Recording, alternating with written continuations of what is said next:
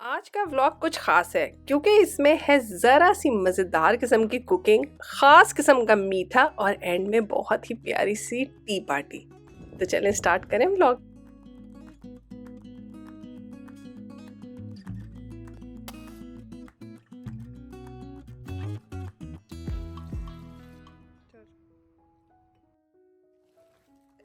बिस्मिल्लाहिर्रहमानिर्रहीम, अस्सलाम वालेकुम। क्या हाल है आप सबके? उम्मीद है सब खैरियत से होंगे, खूब मज़े में होंगे और एंजॉय भी कर रहे होंगे। कुछ नहीं कर सकते इस मामले में। अरे ये क्या सोच रहे हैं ना आप, ये क्या माजरा है? ये तो कह रही थी कि क्या क्या बनाएंगी और ये क्या हो रहा है। तो जी ये हमारे हजरत हैं जो इंतहाई नेक काम कर रहे हैं और इस नेक काम को करने में इनको ताउन हासिल है कॉस्टवे का। कॉस्टवे ने हमें इतना अच्छा पैशियो सेट भेजा है, इसके अंदर इतनी खूबसूरत बेंच है और उसके साथ मज़ेदार किस्म का टेबल है। रंग बिरंगे इसमें कलर्स के ऑप्शंस अवेलेबल थे। हमने सब्ज़ रंग को इसलिए चुना कि गर्मियों का मौसम आने वाला है, ज़रा बाहर बैठेंगे, सब्ज़ा आँखों को ठंडा ठंडा भी लगेगा। और अगर सफ़ेद रंग मंगवाते तो गंदा होने के चांसेस थे, काला मंगवाते तो मच्छर आने के चांसेस थे। तो सबसे सेफ़ और सबसे खूबसूरत यही कलर लगा। अब आप लोग मुझे बताइएगा कि आपको ये कलर कैसा लगा। पहले मैं बहुत सोच रही थी कि ये प्लास्टिक का सेट है, ये पता नहीं कैसा होगा, क्योंकि मैं चाह रही थी कि हमारे पास वुडन सेट हो। लेकिन ये इतना स्टर्डी है, इसके पीछे सारे अगर आप देख सकते हैं मेटल के रॉड्स लगे हुए हैं, प्रॉपर इसके साथ स्क्रूज दिए हुए हैं जो कि हाथ से तो टाइट हो ही नहीं सकते। जुड़ता है ये माशाल्लाह बहुत जल्दी है, 1 घंटे के अंदर अंदर इसकी असेंबली हो जाती है। लेकिन ये वाला जो स्टेप है ना, इसके लिए आपको ज़रा 2 नहीं 4 हाथ चाहिए ताकि आप आराम से स्क्रूज़ को फिट कर सकें। और एक दफ़ा स्क्रू फिट हो गए तो बस आपने उनको टाइट ही करना है। और ये देखिए इतना मज़ेदार किस्म का सेट तैयार हो गया, देख के ही दिल खुश हो गया। इस जगमगाती हुई धूप से कतन धोखा मत खाएं। यकीन माने इतनी ठंड थी कि इस वक्त मैंने जैकेट पहनी हुई है ऊपर से।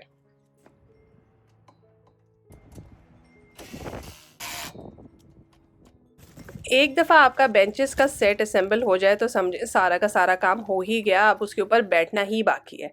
लेकिन हमारे पास 2 और एक्स्ट्रा चीज़ें भी आई थी। एक तो है बेस, और ये कोई हल्का फुल्का बेस नहीं था। यकीन माने 50 पाउंड का था, यानी कि तकरीबन 25 किलो का। हाथ से ऐसे उठाना मुमकिन ही नहीं हो रहा था। इसके नीचे कोई चीज़ होना बहुत ज़रूरी है क्योंकि ये इतना फ्लैट है कि ये ज़मीन के साथ जुड़ जाता है और इसको उठाने के लिए काफ़ी मेहनत करनी पड़ती है।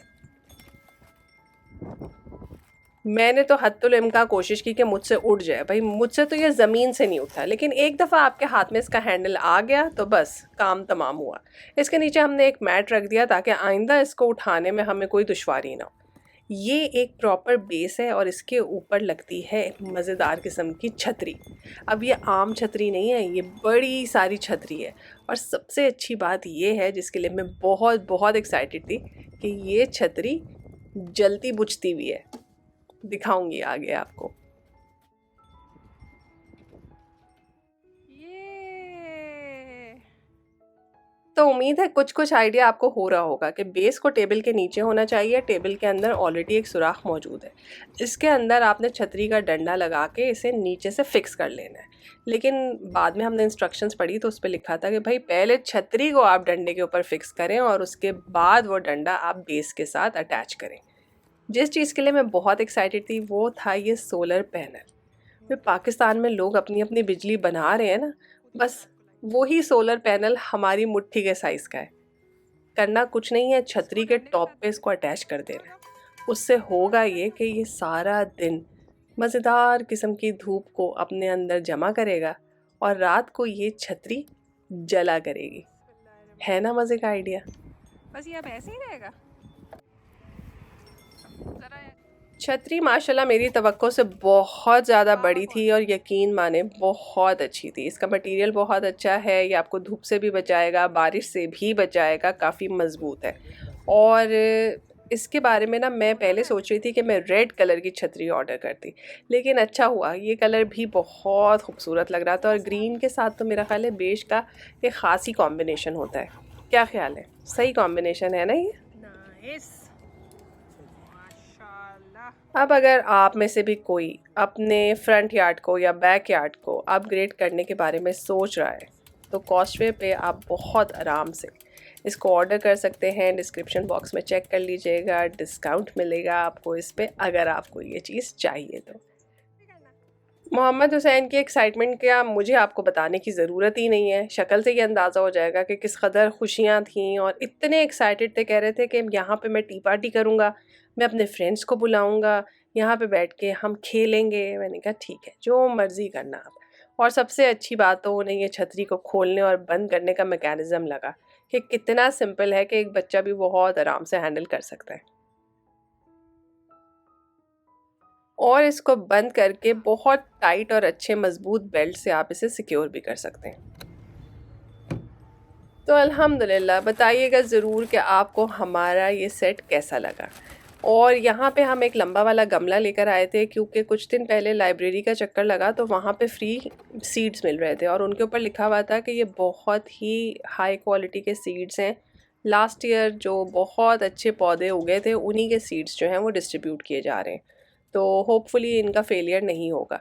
तो हमने उसमें से कोई फूल तो नहीं उठाए, मोस्टली हमने सब्जियां टाइप की चीज़ें उठाई और हमने सोचा कि एक छोटे से गमले में इसको लगा लेंगे। वैसे छोटा तो नहीं है, काफ़ी लंबा गमला है, लेकिन एक कोने में जो है वो हमने सोया लगा दिया है, एक में पार्सली लगा दिया है, एक में धनिया लगा दिया है और फिर उसको अच्छी सी मिट्टी से खाद से कवर करके पानी दे के हम रख देंगे और उसके बाद इसको अल्लाह के हवाले कर देंगे। बस इंसान इतना ही काम कर सकता है, अपनी मेहनत पूरी करे, बाकी हर चीज़ अल्लाह ताला पे छोड़ दे। इंशाअल्लाह ताला वही इसका कोई बेहतरीन आपको अजर अता फरमाएंगे। आज तक ज़िंदगी में बथेरे लेमन खाए होंगे आपने, है ना, निचोड़ निचोड़ के।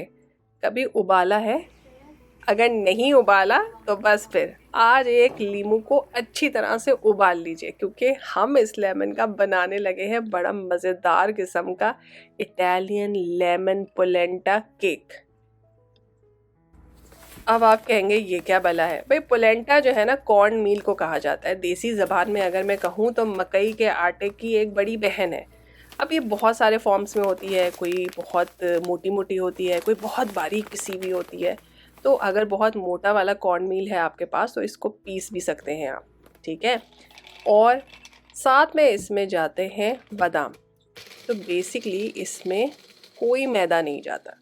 अब जिनको ग्लूटेन फ्री रेसिपी चाहिए वो हो जाए खुश क्योंकि आप इसको बादामों के पाउडर से बना रहे हैं, यानी कि आलमंड फ्लावर से, और वो आप घर में बना सकते हैं बड़े आराम से। बादामों को आपने चॉपर में पीस लेना है। उसके अलावा हमारे पास कॉर्न मील है, अंडे हैं, चीनी है, बेकिंग पाउडर है ताकि इसको थोड़ा राइस मिले, चुटकी भर नमक है और ज़रा सा वनीला एसेंस। वनीला एसेंस हमने बहुत थोड़ा डालना है क्योंकि हम नहीं चाहते कि लेमन का जो मज़ेदार फ्लेवर है वो वनीला एसेंस अपने कब्ज़े में कर ले। हम लेमन को एज़ इट इज़ एंजॉय करना चाहते हैं। तो बस जी इसमें तेल जाएगा, 4 रूम टेम्परेचर के अंडे जाएंगे, सफ़ेद चीनी जाएगी इसके अंदर। ब्राउन शुगर से इसको नहीं बनाया जाता क्योंकि हम इसको कह तो रहे हैं केक, मगर इसका टेक्सचर थोड़ा सा डिफरेंट है। बड़े ही आसान स्टेप्स हैं। चीनी के साथ 4 अंडे तोड़ें और उसके बाद उसको अच्छी तरह से क्रीम कर लें। यकीन माने मिनटों सेकंडों में ये डबल ट्रिपल हो जाएगा आपके सामने, और मैंने किया कुछ नहीं है। बस चीनी और अंडे में इतनी दोस्ती हो जाएगी कि ये क्रीमी सा एक फोमी सा मिक्सचर बन जाएगा। बस यहाँ पे हमारा ये स्टेप कंप्लीट हुआ। अंग्रेज़ी की बड़ी मशहूर कहावत है, when life gives you lemons turn them into lemonade. लेकिन हम थोड़े से मुख्तलिफ हैं भाई। जब हमें लाइफ एक लीमू देगी तो हम उसे करेंगे बॉयल और उसका बना लेंगे केक। इनफैक्ट ये केक भी नहीं है, यकीन करें कि केक और मिठाई इन दोनों की एक फ्यूजन चीज़ है। ना ये केक की तरह आपको बिल्कुल ड्राई लगेगा, ना ये मिठाई की तरह बिल्कुल आपको गीला लगेगा, ये बीच बीच में कुछ है। अगर आपको ऑरेंज केक पसंद आया था तो फॉर श्योर आपको लेमन केक भी पसंद आएगा। अब इसके बीच में से आपने बीज निकाल देने हैं क्योंकि हमारे पास सीडलेस ऑरेंज तो आते हैं मगर सीडलेस लेमन नहीं आते। तो याद रखें एक भी बीज इसके अंदर नहीं जाना है। बहुत अच्छे से चेक कर लें जैसे मैं कर रही हूँ। और उसके बाद आपने लेमन को फुल उसके पल्प के साथ, उसके जूस के साथ, हर चीज़ के साथ जो है वो ब्लेंडर में ब्लेंड कर लेना है। यहाँ पे मुझसे गलती हुई, मुझे पहले लेमन को ब्लेंड कर लेना चाहिए था, क्योंकि उसके बाद मुझे ज़रा सा टाइम लगा इसको ब्लेंड करने में। जब आप उसे ब्लेंड कर लेंगे फिर आप उसके अंदर ऑयल डालेंगे और बस क्रीमी सा मिक्सचर तैयार। वनीला एसेंस टोटली ऑप्शनल है। नॉर्मली इटालियन डिज़र्ट में वनीला एसेंस नहीं डलता, पर हम है ना, हमें तो मसला है कि हमें तो अंडे की स्मेल आएगी, फलाना होगा, ये होगा, तो भाई डाल दें, मगर थोड़ा डालिएगा, ठीक है। यहाँ पर हमारा ओवन 160 डिग्री सेंटीग्रेड पे ऑलरेडी प्री हीट हो रहा है। मैंने बड़ा वाला बोल लिया है और उसके अंदर मैंने अंडे और चीनी का मिक्सचर डाल दिया है, साथ में ही मैंने ये लेमन वाला मिक्सचर भी इसके अंदर डाल दिया है। और आपके पास ये सारे वेट इंग्रेडिएंट्स एक जगह पर आ गए। अब ड्राई इंग्रेडिएंट्स आपने शामिल करने हैं, तो बादाम का जो पाउडर आपने बनाया है, आप बाज़ार से आलमंड फ्लावर ला के भी इस्तेमाल कर सकते हैं। और ये कॉर्न मील, अगर आपके पास मकई का आटा है तो डिस्क्रिप्शन में चेक कर लीजिएगा, मैं उसका भी हिसाब लिख दूंगी कि आपने इसको कैसे बनाना है। तो बस साथ में आपने डाला थोड़ा सा नमक, चुटकी भर, और बेकिंग पाउडर, ताकि ये थोड़ा सा तो बढ़े ना, इसमें आटा तो है ही नहीं। तो बस इसको आपने आराम से मिक्स करना है। अच्छा, ये बहुत गाढ़ा मिक्सचर होगा, मगर ऐसा होगा कि पोरेबल होगा। देख रहे हैं कितने आराम से ये गिर रहा है, यानी कि इसमें बिल्कुल अकड़ नहीं है। ये नहीं कह रहा कि ना बाबा हम नहीं जा रहे पैन में, बिगाड़ लो हमारा जो बिगाड़ना है, ऐसा नहीं होगा। थोड़ा सा सॉफ्ट होना चाहिए। अगर आपको लगे कि आपका बहुत गाढ़ा है तो 1-2 टेबलस्पून इसके अंदर आप दूध डाल सकते हैं। तो बस जी, वो चला गया है बेक होने के लिए। अब जब वो बेक हो जाएगा तो वो तैयार हो जाएगा। लेकिन जब हम अच्छा सा सूट पहनते हैं तो क्या हम पूरे तैयार हो जाते? नहीं भाई, ज़रा बाल भी बनाएंगे, लिपस्टिक भी लगाएंगे, तो बस थोड़ी सी फ्रॉस्टिंग भी करेंगे ना।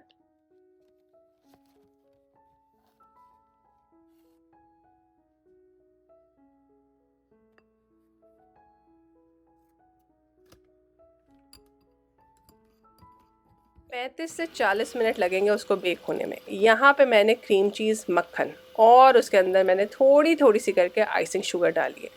पिछले व्लॉग में मुझे किसी ने कहा था कि ये शुगर तो इतनी ड्राई लग रही है, ये एंड में जो है वो ब्लेंड कैसे हो गई और एकदम क्रीमी फॉर्म में कैसे आ गई। ये देखें आपके सामने। चूँकि ये बहुत फ़ाइन पाउडर होता है तो इसका उड़ना तो बहुत लाजिम है, अनलेस कि आप वो बड़ी वाली मशीन इस्तेमाल करें। बीटर से जब भी आप इसको बीट करेंगे तो ये इधर उधर थोड़ी सी तो उड़ेगी, नीचे कुछ बिछा लें और आप देख लीजिए किस तरह क्रीमी हो गई। अब आप थोड़ी थोड़ी करके चीनी डालते जाएं और उसको जो है वो मीठा भी करते जाएं और मिक्स भी करते जाएं। 3 क्यूब्स लिए थे मैंने क्रीम चीज़ के और 1 टेबलस्पून भर के मक्खन। कोई मैंने हैवी ड्यूटी फ्रॉस्टिंग नहीं बनाई है, बस इतनी जो उसको खूबसूरत बना दे और टेस्ट को थोड़ा सा इन्हांस कर दे। ये भी बिल्कुल ऑप्शनल है, आप चाहें तो ये ना बनाएं। जो इटालियन केक है उसको तो लोग सिर्फ नॉर्मल क्रीम के साथ खाते हैं, ठीक है। मैं तो बिला वजह उसके साथ शशके कर रही हूँ। बीच में मैंने थोड़ा सा वनीला एसेंस डाल दिया है ताकि इसका अच्छा सा फ्लेवर हो जाए। तो भाई फ्रॉस्टिंग तैयार हो गई है। यहाँ पे सारे पार्टे मैंने मांज लिए हैं और अभी तक मेरा केक जो है वो बन के नहीं निकला। तो उतनी देर में हम एक छोटा सा सॉस बना लेंगे। ये आप चीनी और लेमन जूस को मिला के भी बना सकते हैं। ट्रेडिशनली ये हनी और लेमन जूस को मिला के पका के बनाया जाता है। मैंने बस ऐसे ही इसको मिक्स किया है, 30 सेकंड माइक्रोवेव किया है और ये देखें आपका सिरप तैयार है। अब आते हैं एक कॉम्प्लिकेटेड पार्ट की तरफ। देखिए ये केक जो है वो 35 से 40 मिनट में बेक हो जाएगा। इसको बस थोड़ा सा आपने डांस कराना है, हिला हिला के देखना है ये मिडिल में से बहुत हिल ना रहा हो, यानी कि सेट हो गया हो, जैसे कि अभी मैंने आपको दिखाया। तो बस जब वो सेट हो गया तो वो बन गया। इसके साथ वो स्कोर वाला टेस्ट नहीं चलेगा क्योंकि ये अंदर से गीला है। ये बहुत सॉफ्ट है। अब आप मेरी हरकत देखें, मैंने गरम गरम केक के साइड में से वो खांचा उतारने की कोशिश की तो केक थोड़ा सा ब्रेक हो गया। तो सबीन ना बने, अच्छी सी खातून बने जो रेसिपी को प्रॉपर तरीके से फॉलो करती है। अब गरम गरम केक पे मैंने ऊपर से सिरप डाल दिया है, वो उसके अंदर पेनिट्रेट कर जाएगा। अब इसे हम मुकम्मल ठंडा होने के लिए छोड़ देंगे। और हमारे घर में आया था पिज़्ज़ा उस दिन और हम बड़े खुश थे क्योंकि अब हम तो पिज़्ज़ा खाएंगे, कोई और खाने पीने का हमें काम नहीं करना पड़ेगा, अल्हम्दुलिल्लाह।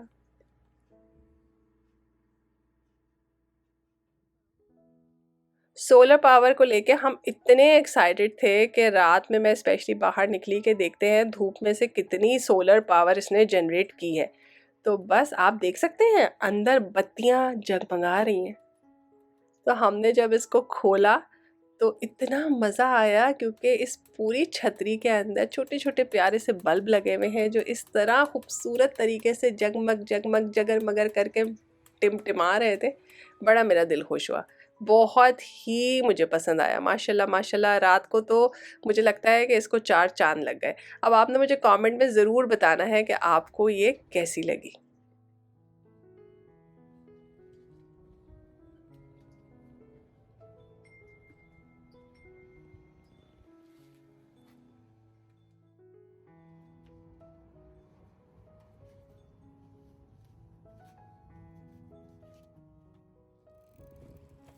और जी ये है नेक्स्ट मॉर्निंग, और यकीन माने एक दिन पहले के मौसम का दूर दूर तक कुछ पता नहीं था। मैंने हुसैन को इतना कुछ पहना के सुबह घर से बाहर निकाला, मगर आज धूप में अच्छी खासी तेज़ी थी। फ़ौरन मुझे अंदाज़ा हो गया कि भाई आज गर्म दिन है। मील प्रेप के व्लॉग आप लोग इतने पसंद करते हैं, बहुत बहुत शुक्रिया, जज़ाकल्लाह खैर। बल्कि वो लोग जो अपने घर में मील प्रेप नहीं करते वो भी तारीफ़ करते हैं। तो आप बस मेरा दिल ही खुश करते हैं, और अच्छी बात है, आपने मुझे खुश किया तो अल्लाह ताला इंशाल्लाह ताला आपको भी खुश करेंगे। तो यहाँ पे मैंने अपने लिए चाय रखी और अपने आप को टारगेट दिया कि जब तक मेरी चाय बनती है उतनी देर में मैं कैबेज पकने के लिए रख दूँ, क्योंकि हमारे मियाँ को बहुत शौक़ है कैबेज खाने का, और हमारे घर में कोई नहीं खाता कैबेज की सब्ज़ी। हाँ, आप इसे फ्राइड राइस में डाल दें, नूडल्स में डाल दें, सूप में डाल दें, स्प्रिंग रोल्स में डाल दें, सैलेड में डाल दें, सब बच्चे शौक़ से खाएंगे। लेकिन पकी हुई सब्ज़ी नामुमकिन। बच्चों की क्या बात करूँ, मुझे ख़ुद भी सब्ज़ी में बहुत मज़े की नहीं लगती, पर हज़रत को बहुत पसंद है। तो इतना बड़ा कैबेज था, उसमें से मैंने आधा कैबेज जो है वो चॉप कर लिया है, और जो आधा कैबेज था उसको 2 हिस्सों में तकसीम किया है। एक को मैं फ्रीज़र में डाल दूँगी, ज़रा अगर कोई चावल या पास्ता बनाना हो तो काम आ जाएगा, और दूसरा जो है उसको मैं लपेट के फ्रिज में ही रख दूँगी, क्योंकि मैं सोच रही थी कि कोई सैलेड बना लूँगी या फिर कुछ और नहीं तो पकौड़े ही बनाए जा सकते हैं। कभी आपने आलू, प्याज, कैबेज, हरी मिर्चें, हरा धनिया ये सब मिला के बेसन के पकौड़े बनाए हैं? अगर नहीं बनाए तो ज़रूर बनाइएगा, बहुत क्रंची और क्रिस्पी बनते हैं।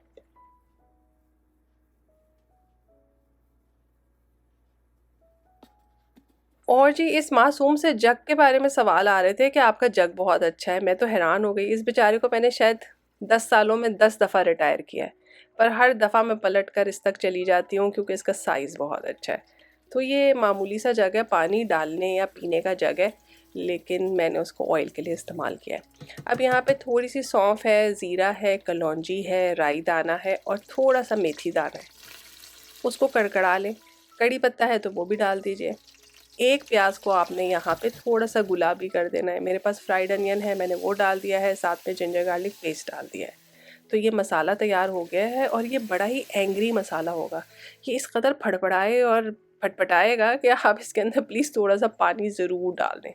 उसके बाद आप इसको अपने हिसाब से सीज़न कर लें। मैंने इसमें नमक डाला है, लाल मिर्च डाली है, धनिया पाउडर, हल्दी, और क्या डाला है?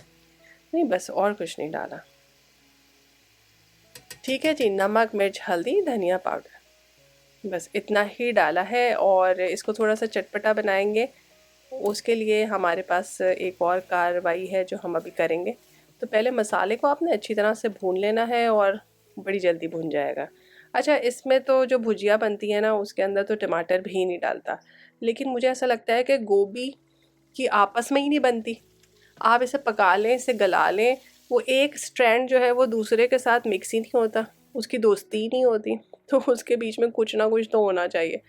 तो इसलिए मैंने टमाटर डाल दिया, ताकि टमाटर की वजह से इनमें बाहमी हम आहंगी पैदा हो जाए और सारी की सारी गोभी अच्छी तरह से रल मिल जाए।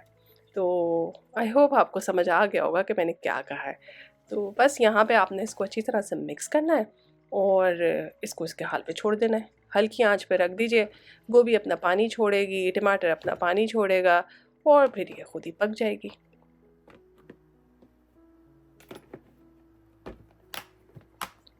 और जिन्होंने कहा था कि तेल की बोतल साफ़ क्यों लग रही है, उनकी तेल की बोतल साफ़ नहीं होती, तो भाई हमारी भी नहीं होती। हमारा तेल पानी जैसा थोड़ी है, वो गिर जाए तो ज़ाहिर है वो भी चिपकने लगता है। बस एक काम मैं ज़रूर करती हूँ कि कोशिश करती हूँ जब इस्तेमाल कर लूँ तो एक दफ़ा पोंछ के रखूँ चीज़ को, चाहे वो बोतल है चाहे मसाले का डब्बा है। तो फिर ऐसा होता है रोज़ के रोज़ एक सफाई सी होती रहती है। अच्छा, अब ये साबुत काली मिर्चें हैं, 8 या 10 होंगी। उनको मैंने कूट के रख लिया है मोटा मोटा। वहाँ पे देखें मेरी चाय बन गई, तो मैं फर्स्ट आ गई, मैं जीत गई। मैंने कहा था मेरी चाय जब तक बनेगी तब तक इंशाल्लाह गोभी भी चढ़ जाएगी।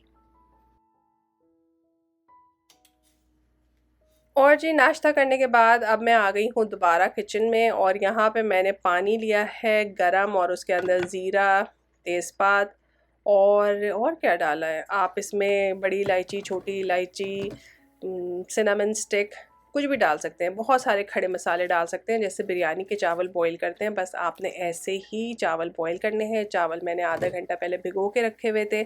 और यहाँ पे ये देख लीजिए, ये बिल्कुल अपने अख्ताम पर है कैबेज।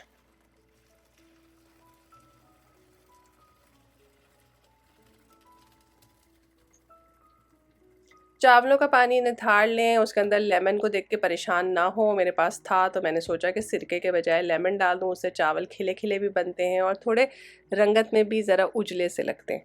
तो आधे चावल आपने नीचे बिछा देने हैं। और अगर आप सोच रहे हैं कि भाई ये हो क्या रहा है, तो देखें लास्ट मील प्रेप जब हमने की थी तो मैंने कबूली का मसाला बनाया था ना, भूल गए आप लोग? मैं नहीं भूली, मैंने बहुत काम किया था। तो वो इसीलिए किया था कि जब मैं आधे घंटे में बिरयानी बना के फ़ारिग हो सकूं। तो किसी ने मुझे कहा था कबूली बना के भी दिखाइएगा, तो देख लें, खुश हो जाएं। लेयर लगाई है, ऊपर से कलर डाला है, दूध में थोड़ा सा केवड़ा एसेंस डाला है, केवड़ा वाटर था, सॉरी एसेंस नहीं था, वो डाल के ऊपर से छिड़कें, इसको दम लगा दें 10 मिनट तेज़ आंच पे, 20 मिनट हल्की आंच पे। मज़ेदार किस्म की कबूली बिरयानी तैयार हो जाएगी आपकी। क्या बात है, माशाल्लाह। दुनिया जहाँ के काम हो गए भाई, पर ये कैबेज जो है ना वो सही से गल नहीं रही थी, लेकिन अल्हम्दुलिल्लाह अब ये ठीक हो गई। इसके बिल्कुल एंड में मैंने इसके ऊपर काली मिर्चें डाली हैं और इसको ढक के चूल्हा बंद कर दिया है। तो काली मिर्च वाली कैबेज तैयार हो गई है। यहाँ पे हम बनाने लगे हैं रायता, दही में हरी चटनी, कुटा हुआ भुना हुआ ज़ीरा, नमक, वो डाल के मिक्स किया है। और यहाँ पे प्याज मैंने पहले से काटा हुआ था, उसमें खीरा डाल देंगे। टमाटर बहुत महंगे हो गए हैं भाई, आपको पता है कनाडा में भी टमाटर बड़े महंगे हैं। उस दिन हम ख़रीदने गए तो वो खातून कहने लगी कि ना ख़रीदें, बड़े महंगे टमाटर हैं, टोमेटो पेस्ट ख़रीद लें। तो इतना मेरे ऊपर जज्बाती असर हुआ इस बात का कि मैं भी 4 टमाटर लेके वापस आ गई। और देखिए ये कबाब भी ना भूलें, इन्हें भी आप निकाल के बाहर रखिए। कबूली के साथ आप खाइए कबाब और हमारा आज का लंच कबूल फरमाएं। ज़रा मुलायजा करें। अच्छा, जो लोग कह रहे थे कबूली मीठी होती है, तो मुझे नहीं पता वो कहाँ मीठी होती है। हमारे यहाँ तो मीठी कभी भी नहीं होती थी। हाँ, बस ये होता था कि इतनी मसालेदार नहीं होती थी जैसे मैंने बनाई है। दाल को उबाल के बस नॉर्मल खड़े मसालों के साथ आप चावल में मिक्स कर देते थे, तो वो कबूली बन जाती थी। अब हमने थोड़ा सा इसको फैंसी कर दिया है, भाई बच्चों को भी खिलानी है, हमने ख़ुद भी खानी है, तो इस वजह से जो है वो आप देख लें कि ये कबूली बिरयानी तैयार है। मेरे ससुराल में दही के अंदर ही प्याज, टमाटर और हरी मिर्चें डालते थे। आप चाहें तो ऐसे भी कर सकते हैं। और जी ये लेमन केक, मिठाई, पोलेंटा केक, जो मर्ज़ी इसको कहें, ये मुकम्मल तौर पे ठंडा हो गया है। ये बहुत सॉफ्ट होता है मिडल से। इसने एक शेप तो पकड़ ली है, लेकिन ये केक की तरह है नहीं। आप इसको हलवा ही समझें अंदर से। तो इसके ऊपर जो है वो आपने अपना क्रीम चीज़ की फिलिंग लगा दी है। अगर आप इसके बगैर भी खाना चाहते हैं तो ऊपर से पाउडर शुगर डस्ट करें और खा लें। बहुत अच्छा और मज़ेदार होता है। एक चीज़ मैं बता दूं, कॉर्न मील का टेक्सचर जो है वो ऐसा होता है जैसे मोटी सूजी होती है। तो आप समझ रहे हैं, जब आप इस केक को खाएंगे ना तो आपको अपने मुंह में वो कचर कचर फील होगी जो सूजी की किसी भी चीज़ में होती है। तो आई होप कि आपको मैंने आइडिया करा दिया है कि इसका टेक्सचर, इसका फ्लेवर कैसा होगा। और ये देखें, ये मेरी दूसरी ट्रे है पेडिस्टल वाली जिसके साथ ये हुआ है। आई डोंट नो क्वालिटी ख़राब आ रही है क्योंकि हम तो इनको इतना कम इस्तेमाल करते हैं। बस ये एक दो दफ़ा के इस्तेमाल से ही जो है वो बेस सेपरेट हो रहा है। अब मुझे बड़ा गुस्सा आया क्योंकि मेरा एक मार्बल वाला भी इसी तरह से सेपरेटेड हुआ है और आज इसके साथ ये हुआ। तो दिल दुखी सा हो गया मेरा। और जी शाम के बज गए हैं 5, यानी कि टी पार्टी का हो गया है टाइम। फ्रीज़र में जो चीज़ें हमने बना के रखी हुई थी उन्हें हम एयर फ्राई करेंगे, मज़ेदार सी चाय बनाएंगे और अपनी टी पार्टी का इंतज़ाम करेंगे। आप लोगों ने नोट किया कि आज हमने कितना काम किया है। खाना भी पका है, केक भी बना था, जो भी कुछ है। लेकिन सिर्फ मील प्रेप की वजह से आपका लंच प्रिपरेशन का टाइम इतना कम हो गया कि आप में इतनी एनर्जी है कि अब आप अपने बच्चों के साथ एक छोटी सी टी पार्टी भी कर सकते हैं। इसीलिए मैं हमेशा कहती हूँ कि प्लान किया करें, मील प्रेप किया करें। हमारे माशरे का अलमिया ही यही है कि ख़वातीन इतना काम करती हैं, इतना ओवरवर्क होती हैं, इतनी ओवरबर्डनड होती हैं कि फिर वो ओवर स्ट्रेस्ड भी हो जाती हैं। तो कोशिश करें कि आपका बर्नआउट ना हो।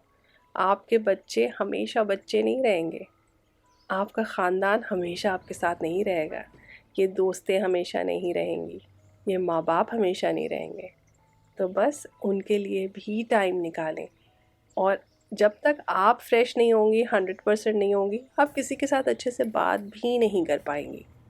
तो प्लीज़ अपने दिनों को ऐसे तक़सीम करें कि हर दिन में आपके लिए भी आधा घंटा ज़रूर मौजूद हो।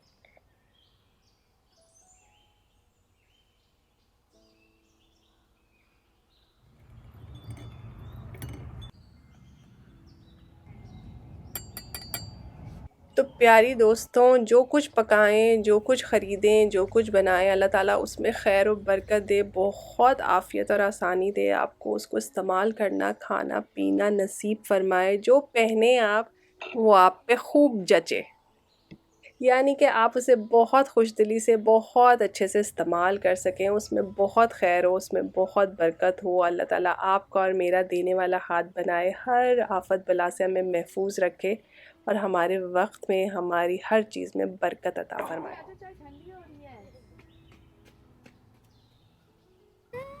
मेरा महदूद तजुर्बा तो ये कहता है कि आफ़ियत और बरकत ही हर चीज़ है।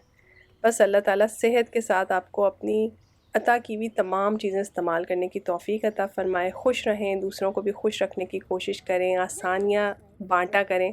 अल्लाह ताला आपकी ज़िंदगी में बहुत आसानियाँ देंगे। फिर मिलेंगे एक नए मज़ेदार से व्लॉग में। ढेरों दुआएं आपके लिए। चैनल को लाइक और सब्सक्राइब ज़रूर कीजिएगा, मुझे बहुत खुशी होगी। अल्लाह हाफ़िज़।